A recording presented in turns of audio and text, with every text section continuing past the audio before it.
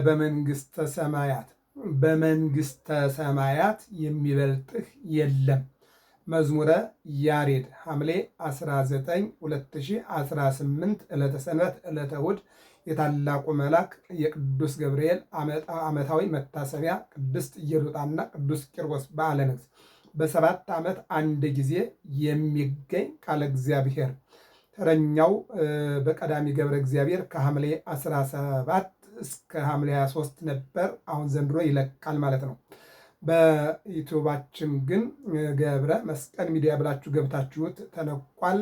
በመዝሙረ ያሬድ ግን የዘንድሮ ተረኛው ጥቡ ልቡ ነው ማለት ነው። እንግዲህ በሁለት አይነት መልኩ ይህንን ቃል እግዚአብሔር እንከታተላለን። አንደኛው በክብረ በዓሉ የቅዱስ ገብርኤል ዓመታዊ ክብረ በዓል እግዚአብሔር ላኪ ቅዱስ ገብርኤል ተላኪ እናትና ልጅ ቂርቆስና ኢየሉጣ የዳኑ ይህን በተመለከተ እንነጋገራለን ማለት ነው። አሁን ላይ ግን የምንነጋገረው መዝሙረ ያሬድ መዝሙሩን ነው ማለት ነው። ስለዚህ የሐምሌ 19 ዕለተ ሰንበት ቃለ እግዚአብሔር ከቅዳሜ እስከ እሑድ ያለውን በሁለት አይነት መልኩ ከፍለን እንነጋገራለን ማለት ነው። የጊዜ ባለቤት እግዚአብሔር ሁላችንንም ያስተምረን። አልቦ ዘአብየከ በመንግሥተ ሰማያት በመንግሥተ ሰማያት የሚበልጥ የለም። በስመ አብ ወወልድ ወመንፈስ ቅዱስ አሐዱ አምላክ አሜን። በዓለም ላይ የምትኖሩ ኦርቶዶክሳውያን እግዚአብሔር ልጆች ሰላም እግዚአብሔር ይብዛላችሁ። ለታላቁ መልአክ ለቅዱስ ገብርኤልና ለቅድስት ኢየሉጣ ለቅዱስ ቂርቆስ ዓመታዊ መታሰቢያ ዕለት ሐምሌ 18 ዋይዜማ ሐምሌ 19 ክብረ በዓል እንኳን አደረሰን አደረሳችሁ። እንደተለመደው መዝሙረ ያሬድ ተከታታይ የወንጌል አገልግሎት ክፍል ነው። በቀዳሚ ገብረ የሚለውን እንግዲህ ዘንድሮ በለመኮነ ያለፈውን በእኛ በኩል ግን ተማምረናል። ዩቱብ ላይ ገብታችሁ ማየት ትችላላችሁ። አሁን እንደተለመደው ጥቡ ልቡን በዘር መጀመሪያ እንላለን። ከዛ ደግሞ በፍቹ ከዚያ በትርጓሜው እንሄድና ወደ መልእክታቱ ወደ ምስባኩ ወደ ወንጌል ሄደን አጠር ባለመልኩ እናጠቃልላለን። በሌላው ደግሞ ክብረ በዓሉን ደግሞ ከዋዜማው ጀምሮ እናያለን ማለት ነው። እግዚአብሔር አምላክ የጊዜ ባለቤት እርሱ ነውና እንዲያስተምረን መልካም ፈቃድ ይሆንልን። ጥቡ ልቡ ለሕፃን እንዘሃሎ ውስተ ምኩናን ጥቡ ልቡ ለሕፃን ይቤላ ሕፃን ለእሙ ጥብእኬ እምንፈጽም ገድለነ ወስምአነ ንፈጽም ገድለነ ወስምአነ ከመ ንራይ ገጾ ለአምላክነ ጥቡ ልቡ ለሕፃን ይቤሎ ሕፃን ለእግዚኡ ዘመጠነዝ ገድለ ተጋድልየ ተአስየኒ ምንተኑ ይቤሎ እግዚኡ ለሕፃን አስየከ ዛሎ ውስተ ልብከ ይቤሎ ሕፃን ለእግዚኡ ኢትቅብር ሥጋዬ ዲበ ምድር ይቤሎ እግዚኡ ለሕፃን አልቦ ዘአብየከ በመንግሥተ ሰማያት ዘእንበለ ዮሐንስ መጥምቅ ወአነ ፈጣሪከ ወአዲ ከመ ኢይማስን ሥጋከ ዲበ ሰረገላ ኤልያስ አነብረከ። አሁን ይህ እንግዲህ ግዕዙ ነው። ወደ አማርኛው እንመልሰዋለን። እንዘሃሎ ውስተ ምኩናን ጥቡ ልቡ ለሕፃን በፍርድ ጊዜ ለፍርድ በቀረበ ጊዜ በፍርድ አደባባይ ሃይማኖትክን ካድ፣ ሃይማኖትክን ለውጥ፣ ማተብክን በጥስ፣ ለጣዖት ስገድ በሚል አደባባይ በቆመ ጊዜ የሕፃኑ ልቡ ጨካኝ ነው። አዎ አንሰ ኢይሰግድ ለአማልክትከ ርኩሳን ያንተ አማልክት እነሆ የወደቁ ዓይን እያላቸው የማያዩ ጆሮ እያላቸው የማይሰሙ ይልቁንም እግር እያላቸው የማይሄዱ እጅ እያላቸው የማይሰበስቡ አፍንጫ እያላቸው የማይተነፍሱ አሻንጉሊት ናቸው። ስለዚህ ያንተን አምላክ አላመልክም ብሎ ጨክኖ ከለእስክንድሮስ ፊት ለፊት የተጋፈጠ በ3 ዓመቱ ሃይማኖቱን በነገስታት ፊት የመሰከረ የጨከነ ለሃይማኖቱ አማኝ ታማኝ አሳማኝ የሆነ የ3 ዓመት ሕፃን ነው።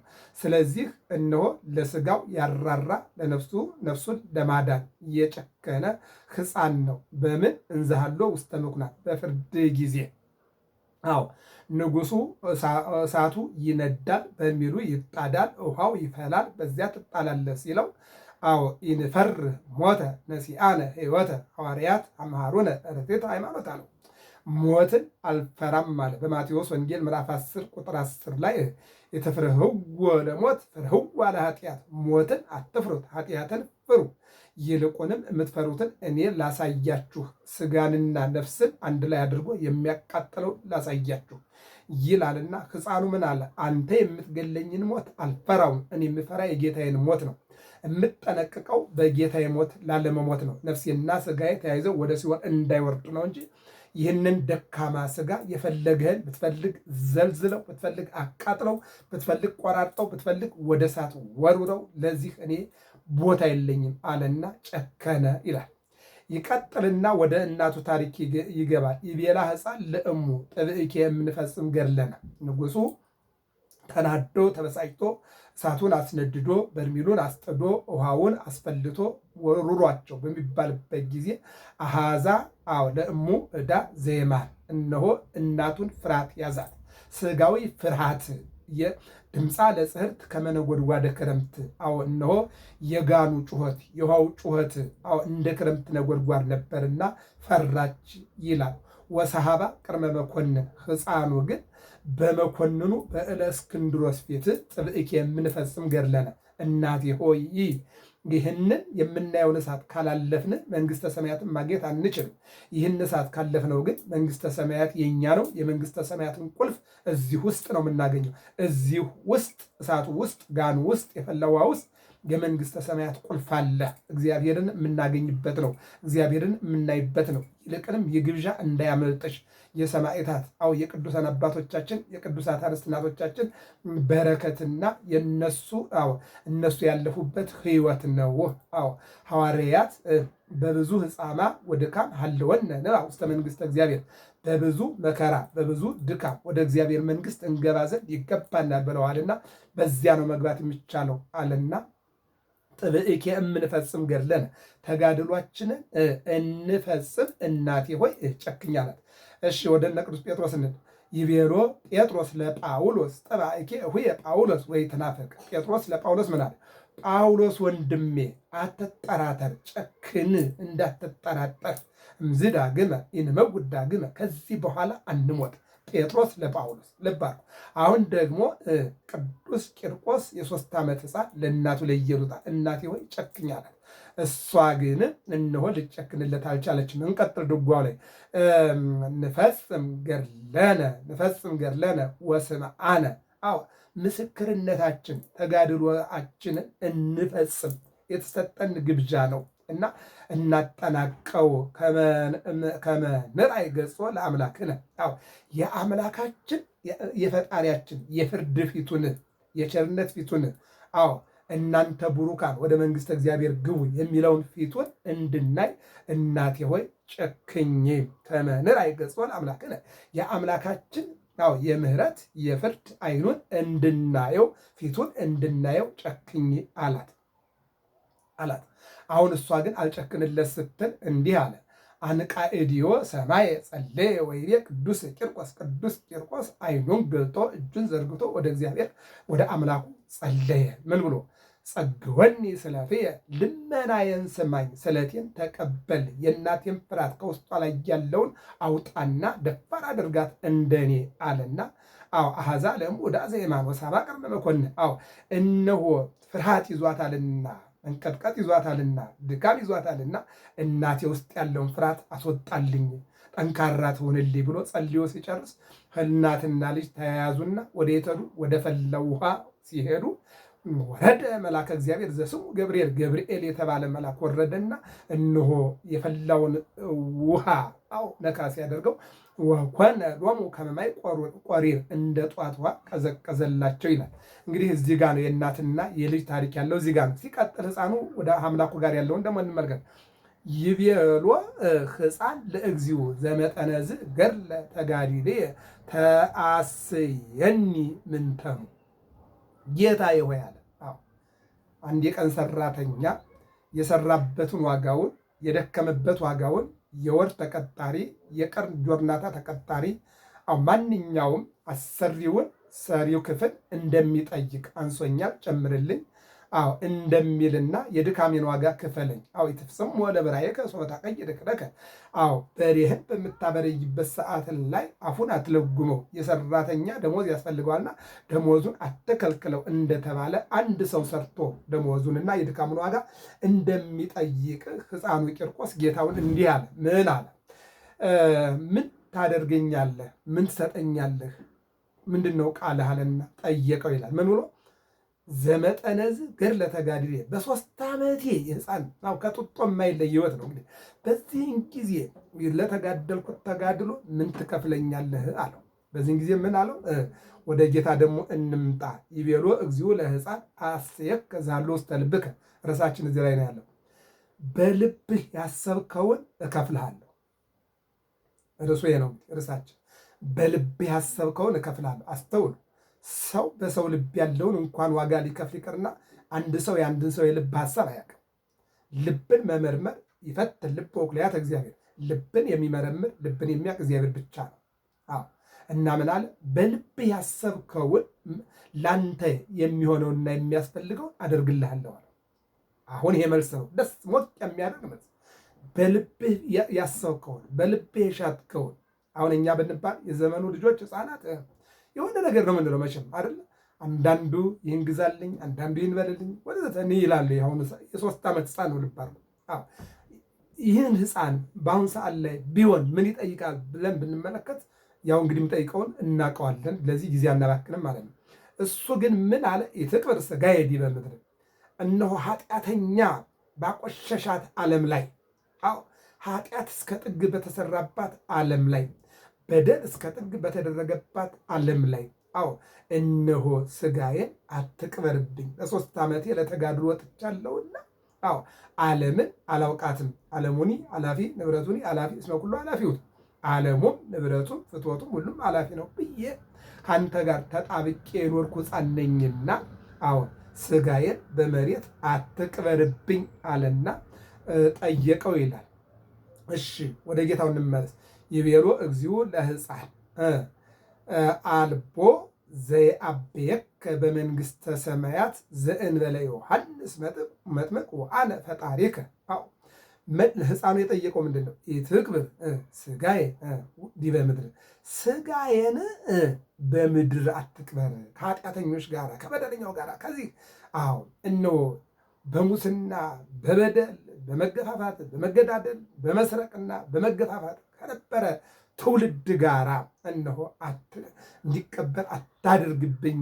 እንደነ ኤልያስ በሰረገላ ወይም እንደነ ሙሴ ደግሞ ሰውረው፣ ወይም ደግሞ እንደነ ዕዝራ ወይም እንደነ ሄኖክ ሰውረው፣ ለአንተ የማይቻል ነገር የለም አለና ጠየቀው ይላል። አሁን ደግሞ ጌታውን እንመልከት። ይቤሎ እግዚኦ ለሕፃን አልቦ ዘየአብየከ በመንግሥተ ሰማያት፣ አዎ በመንግሥተ ሰማያት አንተን የሚበልጥ የለም ይልና 2 ነገር ያመጣል። ዘእንበለ ዮሐንስ መጥምቅ፣ ከዮሐንስ መጥምቅ ወአነ ፈጣሪከ፣ ዮሐንስ መጥምቅ ካህን ነው፣ ካህኑ አንተን ይበልጥሃል። ወአነ ፈጣሪከ፣ እኔ ደግሞ መንግሥተ ሰማያትን የማድል አምላክ ነኝ ስል፣ አንደኛ አዳዩ፣ 2ኛ ካህኑ፣ 3ኛ በመንግሥተ ሰማያት 3ኛ ደረጃ አንተ ትይዛለህ እና ቃል ገባለት ይላል። ወአዲ ከመ ኢይማስን ሥጋከ ዲበ ሰረገላ ኤልያስ እያነብረከ፣ አንተ የጠየቀው እኔ ከጠየቅከው በላይ ሰጥቻለሁኝ። አዎ ቃል ገብቼልሃለሁኝ። አዎ እነሆ በመንግሥተ ሰማያት ከፈጣሪክ ከአዳዩ ከዮሐንስ ከአጥማቄ መለኮት ከካህኑ፣ አዎ ከሁለታችን በቀር በመንግሥተ ሰማያት እኔ በማደም ዮሐንስ በመቅደም አንተ በመከተል፣ አዎ አንተን የሚቀድም የለም ይልና፣ እነሆ ይሄ የኔ ስጦታና የኔ በረከት ነው። ያንተ ጥያቄ ደግሞ ኢትቅበር ሥጋየ ስለሆነ ወአዲ ከመ ኢይማስን ሥጋከ ዲበ ሰረገላ ኤልያስ እያነብረከ፣ ሥጋህ እንዳይጠፋ እንደ ኤልያስ በሰረገላ እሰውርልሃለሁ። ሁለተኛ ነገሥት ምዕራፍ 2 ላይ ኤልሳና ኤልያስ እየተነጋገሩ ሲጓዙ የእሳት ሰረገላ መጣና ከፈላቸው ይላል። ከፈላቸውና ኤልያስ በሰረገላ ወደ ሰማይ አረገ፣ ኤልሳ መሬት ላይ ቀረ። ስለዚህ ኤልያስ በሰረገላ ወደ ብሔረ ሕያዋን ወጣ። ለዚህ ነው እንግዲህ ምናል እንደ ኤልያስ ወደ ብሔረ ሕያዋን በሰረገላ ትወጣለህ አለው። ለምን? በ3 ዓመት የሕፃንነት ጊዜህን መውጫና መግቢያ በማይታወቅበት እድሜ ክልል፣ አዎ አማኝ ታማኝ አሳማኝ ሆነህ እናትክን ለበረከት አብቅተሃልና ለዚህም ስጦታ እንደ ኤልያስ በሰረገላ ወደ ሰማይ ትወጣለህ አለው ነው። እንግዲህ መዝሙሩ ይሄ ነው። ስለ መዝሙሩ አምላካችን እግዚአብሔር ስሙ ለዘላለም የከበረና የተመሰገነ ይሁን። አሁን የምንቀጥለው እንግዲህ ወደ ቅዳሴው መልእክት ነው ማለት ነው። የመጀመሪያው አንደኛ ተሰሎንቄ ምዕራፍ 2 ቁጥር 1 እስከ 13 ነው። አንዲት መስመር ብቻ እንውሰድ። አሮጌውን ልብስ ጣሉት። ምኑን? አሮጌውን ልብስ ጣሉት፣ አዲሱን ልብስ ልበሱት። በሌላ ነው አሮጌውን ልብስ ጥላችሁ አዲሱን ልብስ ለብሳችኋል። ስለዚህም እነሆ እናንተ የኔ ልጆች ናችሁ። ህድግው ወደ ብሉይ ልብስ ወልበስዎ ለአዲስ ልብስ። አሮጌውን ልብስ ጣሉትና አዲሱን ልብስ ልበሱት። አሮጌ ልብስ የተባለ ዲያብሎስ ነው። አዲሱ ልብስ የተባለ ክርስቶስ ነው። አሮጌ ልብስ የተባለ መጥፎ አመለካከት ነው፣ ኃጢአት ነው።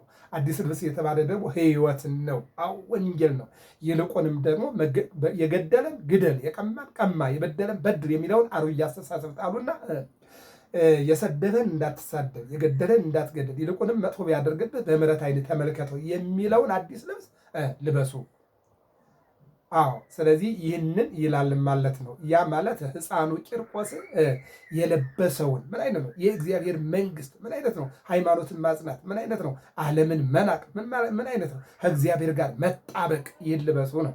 ሁለተኛው አንደኛ ጴጥሮስ ምዕራፍ 2 ቁጥር 1 13 ላይ እንውሰድ። እዚህ ላይ የነፍሳችሁ መዳን እየተቀበላችሁ አያችሁ። አዎ ከእግዚአብሔር ጋር የነፍሳችሁ መዳን ምንድን ነው? በጾም በጸሎት፣ አዎ በምሕረት በይቅርታ በስግደት ቆርሳችሁ በማብላት ቀዳችሁ በማልበስ የታመመ በመጠየቅ የታሰረ በማስፈታት፣ አዎ ያጣውን እንግዳ ሆኖ የመጣውን በመቀበልና ለተቸገረ በማዘን ነፍሳችሁን እነሆ እየተቀበላችሁ ነገ ላይ አዎ እግዚአብሔር በመንግስቱ እንዲቀበላችሁ በዚህ ጽኑ ይልና ቅዱስ ጴጥሮስ ደግሞ ይናገራል ማለት ነው። ቅዱስ ጴጥሮስ የሚነግረን ይህንን ነው። እንግዲህ ከዚህ ቀጥለን ደግሞ የምንሄደው እንግዲህ ቅዱስ ጴጥሮስ እና ቅዱስ ጳውሎስ ይህንን ካሉን ቀጣዩ ልበ አምላክ ዳዊት የተናገረው መዝሙር ወይም ምስባኩ የሚሰበከው ምስባክ ነው። ምስባኩ እንደሚታወቀው መዝሙረኛው ልበ አምላክ ዳዊት ከክርስቶስ መወለድ ከ1000 ዘመን በፊት የነበረ ነቢየ እግዚአብሔር ወይም ደግሞ ልበ እግዚአብሔር የተባለ ነው። ልበ እግዚአብሔር የተባለ ነው። የእሱን ደግሞ እንመልከተው። መዝሙር 76 17 18 ላይ ነው። እንደዚህ ይለናል እንግዲህ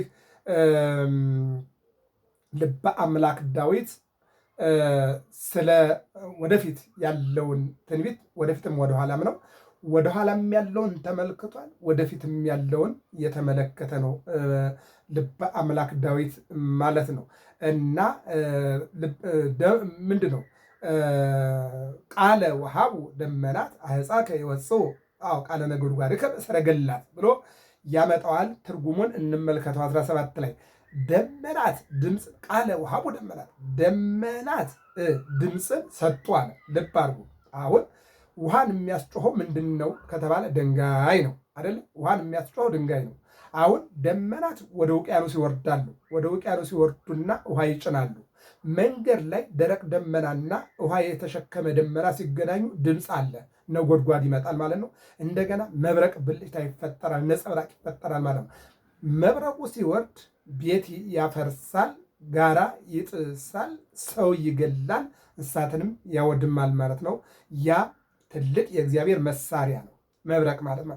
የሰው ልጅ ለምሳሌ አሁን ዓለማት ስለሚተኩሱ መሳሪያ አቅጣጫ ማስቀየሪያና ማክሸፊያ ዘዴ አላቸው። መብረቁን ግን የሰው ልጅ ሊያስቀረው በምንም በልኩ በምንም አይችልም ማለት ነው። ይህን ይናገራል ማለት ነው። እና ምንድን ያለው ደመናት ድምፅን ሰጡ ማለት ምንድን ነው? አዎ በደመና ውስጥ ዝናቡ ሲጫን አዎ ነጎድጓዱ አለ፣ መብረቅ አለ። ሲዘንብ ደግሞ እሺ ይላል፣ ድምፅ ይሰጣሉ ማለት ነው። መጣው እያሉ ምልክት ይሰጣሉ። ይህንን የተናገረው ማለት ነው። ፍላጻዎችህም ወጡ ይልና አዎ ውሃዎች ጮሁ ይላል። ውሃዎች ጮሁ ይላል። አሁን ክረምት ነው። የነጎድጓድ ድምፅ በአውሎ ነበረ ይላል። በአውሎ ኢዮብን ተሳአሎ እግዚአብሔር በደመና ወበአውሎ ለኢዮብ ይቤሉ እግዚአብሔር እነሆ ኢዮብን ምን አለው ነው የሚለው ተለመነው ተሰአሎ እግዚአብሔር ለኢዮብ ወይቤሎ በደመና ወበአውሎ ለኢዮብ እግዚአብሔር በደመና ውስጥ ሆኖ ምን አለው? ተለመነው ይለናል። በምን ውስጥ ሆኖ? በደመና ውስጥ ሆኖ እግዚአብሔር ለኢዮብ ተለመነው፣ ወይም በደመና ውስጥ ሆኖ እግዚአብሔር ኢዮብን አነጋገረው። ምን ይደንቃል! ሙሴን በሰባት ደመና ውስጥ ሆኖ 570 ጊዜ አነጋግሮታል። ማንን? ሙሴን። ስንት ጊዜ? 570 ጊዜ በደመና ውስጥ ማለት ነው። ኢዮብንም እንደዚሁ በደመና ውስጥ አነጋግሮታል። ኢያሱንም አነጋግሮታል። አብርሃምንም አነጋግሮታል። አብርሃምም ከእግዚአብሔር ጋር ተነጋግሯል። አብርሃም ከእግዚአብሔር ጋር ተነጋግሯል እንጂ እነ ዳዊት ከእግዚአብሔር ጋር ተነጋግረዋል። ከእግዚአብሔር ጋር ማለት ነው። ስመን ፍሬ ከርስከ አነብድ ይመርከ ከልጅህ አንድም ልጅህ የኔን ቤተክርስቲያን ይሰራል፣ አንተ የምትወልደው አንተ ግን አልተፈቀደልን ሲል እንመለከታለን ማለት ነው። ይህን ነው የሚነግረን። ስለዚህ ልበ አምላክ ዳዊት የተናገረውና ይልቁንም ደግሞ በትንቢት መልኩ ያስቀመጠው ይሄ ነው። የነጎድጓድ ድምፅ በአውሎ ነበር አለ። በደመና ምንድን ነው? በደመና ውስጥ እግዚአብሔር ሰውን ይጭናል። በደመና ውስጥ ዝናብ ይጭናል። በደመና ውስጥ ድምፅ ያሰማል። በደመና ውስጥ ዝንቱ ውእቱ ወልደ የዛፈቅር ወለቱ ስምዑ የምወደው ልጄ ነውና እርሱን ስሙት ብሎ በደመና ውስጥ እግዚአብሔር ድምፅ ያሰማል ራሱ ማለት ነው። በማቴዎስ ወንጌል 3:13 ላይ ወልድ ኢየሱስ ክርስቶስ በዮርዳኖስ በእደ ዮሐንስ ሲጠመቅ አብ በደመና የምወደው ልጄ ነውና እርሱን ስሙት ብሎ በደመና ውስጥ ሲናገር እንሰማለን ማለት ነው። ወደ ወንጌሉ እንሂድ። ወንጌሉ የሉቃስ ወንጌል ምዕራፍ 10 ቁጥር 17 ነው። አሁን በዕለቱ የሚነበበው ወንጌል ይህ ነው። ምን ይላል? ወተመይጡ እልክቱ ሰብአ እለ ተፈነው እንዘ ይትፌስሑ ወይቤሉ እግዚኦ አጋንንቲ ገረሩ ለነ በስምከ 12 ሐዋርያትን ከጠራ በኋላ ከመረጠ በኋላ ከላከ በኋላ ማሳው ብዙ ነው፣ ሰራተኛው ግን አነስተኛ ነው እና 12ቱ ሐዋርያት ብቻ አስተምረው የሚለውጡት ዓለም አይኖርምና 72 አርዲት 36 ቅዱሳት አንስት ይጨመሩ ብሎ 72ቱ አርዲትን ጠራና ሄደው እንዲያስተምሩ ሐዋርያት አንዳንዶቹ ከሐዋርያት ጋር እየሆኑ አንዳንዶቹ ሁለት እየሆኑ እንዲጓዙና ወፈነውም በበክሊቱ 2 3 እየሆኑ እየሄዱ እንዲያስተምሩ አደረገ እና 70 አርዲት አስተምረው አጋንንት ተገዝተውላቸው ምዕመናን እነሆ ተአምነውላቸው ወንጌላቸው ተገልጦላቸው ብርሃን በርቶላቸው ምስጢር ስላልተደበቀባቸው በራላቸውና ይልቁንም በጥበብ በሞገስ በማስተዋል ሲያስተምሩ ወደ በረቱ ብዙ ምዕመናን አስገቡ። አጋንንትንም ከሰዎች ደም ላይ አስወጥተው ነፃ እያወጡ ሲጓዙ መጡና እንዲህ አሉ። እሊህም 72ቱ አርድእት አቤቱ አጋንንት በስምህ ተገዙልን እያሉ ደስ ብሏቸው ተመለሱ ይላል። አሁን ይሄ ነው። ትንሽ ቀን አስተምረው ትንሽ እርምጃ ተራምደው በሄዱበት ሁሉ እግዚአብሔር ቀደመላቸውና መልካሙን ሁሉ አድርገው አጋንንት ሲያዩዋቸው እየተንቀጠቀጡ ከሰዎች ደም እየወጡ ይልቁንም ወንጌል በሰዎች ልቡና እየበቀለ ሰዎች እሺ በጎ እያሉ ቤተክርስቲያን እየተሳሙ ጾም እየጾሙ እየጸለዩ ሲያዩ መጡና አቤቱ ጌታ ሆይ አጋንንት በስምህ ተገዙልን አሉት። መጡ ተመለሱ ማለት ነው። ወይቤሎሙ ናሁ ሬክው ወደ ሰይጣን ከመ መብረቅ ወድቀ እምሰማይ ሰይጣን ከሰማይ እንደወደቀ መብረቅ አየሁት። ሰይጣንን ከሰማይ እንደወደቀ መብረቅ አየሁት። ልብ አድርጉ። ሰይጣንን ከሰማይ እንደወደቀ መብረቅ አየሁት። ጌታ ነው። መብረቅ ከተበተነ በኋላ ስራ እንዳይሰራ ሰይጣንም በገዳም በሦስቱ አርእስተ ኃጣውእ ድል ከነሳሁት በኋላ ስራ እንዳይሰራ አውቃለሁ አለ። 40 ቀንና 40 ሌሊት በገዳመ ቆሮንቶስ ሲጸልይ ሰይጣን 3 ፈተናዎችን ይዞ መጥቷል። ሦስቱ አርእስተ ኃጣውእ የሚባሉ ትዕቢት፣ ፍቅረ ንዋይ፣ ፍቅረ ሲመት በእነዚህ ድል አድርጎታል። በገዳም በዚያ በሱባኤ ድል ስለሆነ ድል ስለተደረገ መብረቅ ከወደቀ በኋላ ተበታትኗልና ምንም እንደማይሰራ ለምሳሌ ንብ የምትነድፈው አንድ ጊዜ ነው። ከነደበች በኋላ እዚያ ድንጉሉና ውሃ ቀዥ ነው የምትሆነው እንጂ ምንም አቅም የላትም። መብረቅም አንድ ጊዜ ከወደቀ በኋላ ተበታተን እንደገና ተነስቶ ስራ አይሰራም ማለት ነው። እንደዚሁ ሰይጣንም ታስሯል፣ ሰይጣንም ተመቷልና ይሆናል አለና ነገራቸው ይልና ወናሁ ወሀብኩክሙ ስልጣነ ተኪዱ ዲበ አቃርት ወዲበ አራዊተ ምድር ወዲህ በኩሉ ኃይለ ጸላይ። የሚገርም ነገር። አሁን ደግሞ የበለጠ ነገር መጣላቸው። ምን አለ? በእባብና በጊንጥ በጸላትም ሁሉ ኃይል ላይ ትሄዱ ዘንድ ማለት ሊቃነ አጋንንት እኩያት ፍትወታት ኃጣውዕን ድል ትነሱ ዘንድ እነሆ ስልጣን ሰጥቷችኋል። የማርቆስ ወንጌል 16:18 ላይ ላመኑ እነዚህ ይከተላሉ። አዎ በስሜ አጋንንትን ያወጣሉ፣ ለምጻምን ያነጻሉ፣ ዕውራንን ያበራሉ። አዎ ይልቁንም ደግሞ እጃቸውን በሕመምተኞች ላይ ይጭናሉ፣ በድውያኖች ላይ ይፈወሱላቸዋል። አዎ ዘንዶ፣ እባቡ፣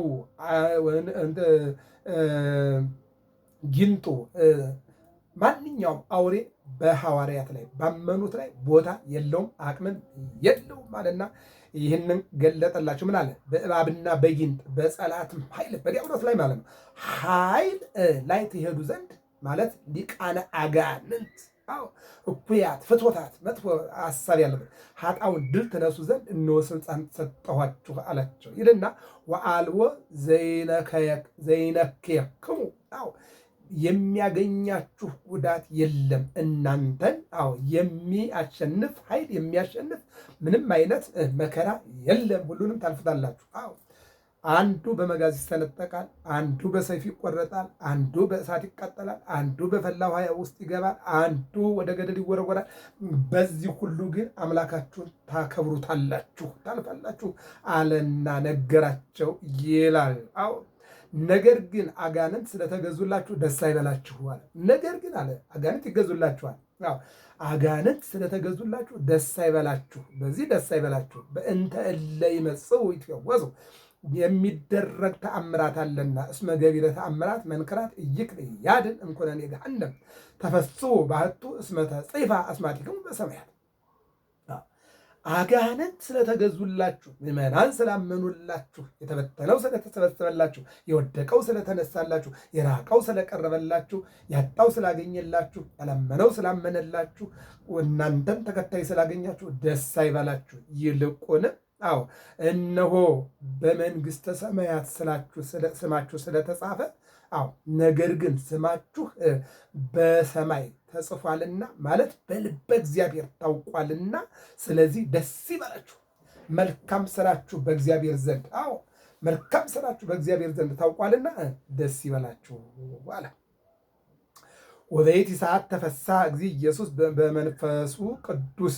በዛን ጊዜ ጌታችን ኢየሱስ ክርስቶስ በመንፈስ ቅዱስ ደስ አለው። ይህን ከብልሃተኞችና ከአስተዋዮች ሰውረ ለሕፃናት የገለጽከው የሰማይና የምድር ጌታ አባት ሆይ አመሰግናለሁ።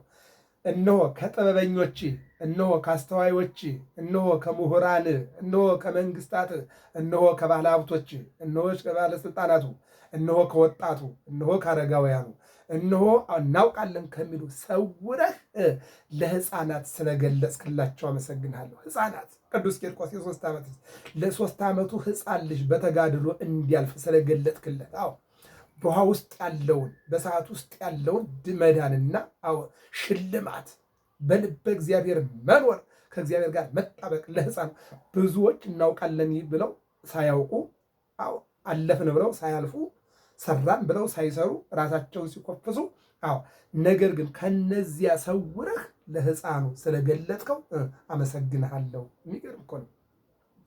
አዎን አባት ሆይ ፈቃድ በፊትህ እንዲሁ ሆናለችና ወደ ደቀ መዛሙርቱ ተመልሶ ሁሉ ከአባቴ ተሰጠኝ አላቸው ይላል። ሁሉ ከአባቴ ተሰጠኝ አላቸው ይልና ወልድን ያለ አብን ማን እንደሆነ የሚያውቅ የለም። ወልድን ያለ አብ ማን እንደሆነ ወልድን ያለ አብ ማን እንደሆነ የሚያውቅ የለም። አብ ወላዲ፣ ወልድ ተወላዲ፣ መንፈስ ቅዱስ ሰላም። ወልድ ለአብና ለመንፈስ ቅዱስ ቃላቸው ነው። መንፈስ ቅዱስ ለአብና ለወልድ ሕይወታቸው የባህሪ ሕይወታቸው ነው። አብ ለወልድ አባት ነው፣ ለመንፈስ ቅዱስ አስራጺ ነው። ስለዚህ ይህን የሚያውቅ የለም ማለት። ወልድ ግን ለወደደው ይገለጥለታል። ወልድ ግን ለወደደው ይገለጥለታል። ወደ ደቀ መዛሙርቱ ተመልሶ እናንተ የምታዩትን የሚያዩ ዓይኖች የተመሰገኑ ናቸው። እናንተ የምታዩትን ዓይኖች የሚያዩ የተመሰገኑ ናቸው ይልና ብዙ ነገስታትና ነቢያት እናንተ የምታዩትን ሊያዩ ወደዱ እንዳላዩ እውነት እላለሁ። እናንተ የምትሰሙትን ሊሰሙ እንደወደዱ እንዳልሰሙ በእውነት እነግራችኋለሁ። አዎ ቅዱስ ቂርቆስ ያየውን አላዩም። ቅድስት ኢየሉጣ ያየችውን አላዩም። አዎ ሐዋርያት ያዩትን የደረሱበትን የደረሰ የለም። ሐዋርያት የተገለጠላቸውን የተገለጠለት የለም። አዎ እናንተ አዎ የምታዩትን የሚያዩ የተመሰገኑ ናቸው። ብዙ ነገስታት፣ ነቢያት እናንተ የምታዩትን ሊያዩ ወደዱ፣ እናንተም የምትሰሙትን ሊሰሙ እየወደዱ እንዳልሰሙ በእውነት እነግራችኋለሁ። አዎ እነሆ የሚሆነው በእምነት ነውና እምነትና ስራና እምነት ካልተገናኙ ይሄ ሊሆን አይችልም። ከዚህ በኋላ አዎ እነሆ እንዲህ አላቸው፣ እናንተ የምትሰሙትን ሊሰሙ እንደወደዱ እንዳልሰሙ በእውነት እነግራችኋለሁ አለና ሐዋርያቱን እናንተ ግን በልበ እግዚአብሔር ስራችሁ ተጽፏል አላቸው። አዎ ከአስተዋዮች ከጥበበኞቹ ሰውረህ ለዚህ ሕፃን የገለጥክ ለሕፃናት የገለጥክ ስለገለጥክ አመሰግናለሁ። የልብህን መሻት እሰጥሃለሁ። ቅዱስ ቂርቆስ ሕፃኑ ቅድስት ኢየሉጣ የላከ እግዚአብሔር የተላከ ቅዱስ ገብርኤል የተላከላቸው ቅድስት ኢየሉጣና ቅዱስ ቂርቆስ እግዚአብሔር አምላክ የሁሉንም በረከት በሕይወታችን ላይ ያሳድርብን። ገብረ መስቀል ሚዲያ ነው። ሰብስክራይብ፣ ላይክ፣ ሸር አድርጉ። ሰላም እግዚአብሔር ከሁላችን ጋር ይሁን። ወስብሐት ለእግዚአብሔር።